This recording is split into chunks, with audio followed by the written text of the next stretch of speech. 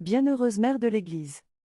Tu fais brûler en nous l'esprit de ton Fils Jésus, le Christ. Alléluia. Évangile de Jésus-Christ selon saint Jean. En ce temps-là, près de la croix de Jésus se tenaient sa mère et la sœur de sa mère, Marie, femme de Cléophas, et Marie-Madeleine.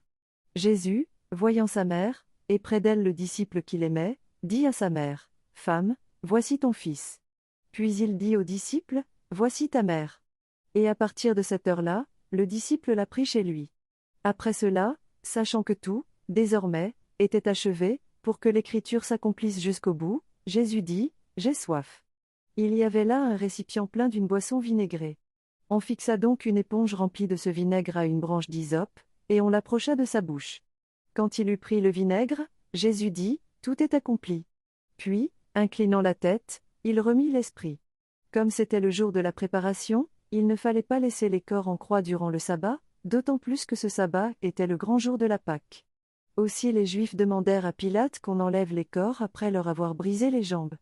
Les soldats allèrent donc briser les jambes du premier, puis de l'autre homme crucifié avec Jésus. Quand ils arrivèrent à Jésus, voyant qu'il était déjà mort, ils ne lui brisèrent pas les jambes, mais un des soldats avec sa lance lui perça le côté. Et aussitôt, il en sortit du sang et de l'eau. Acclamons la parole de Dieu.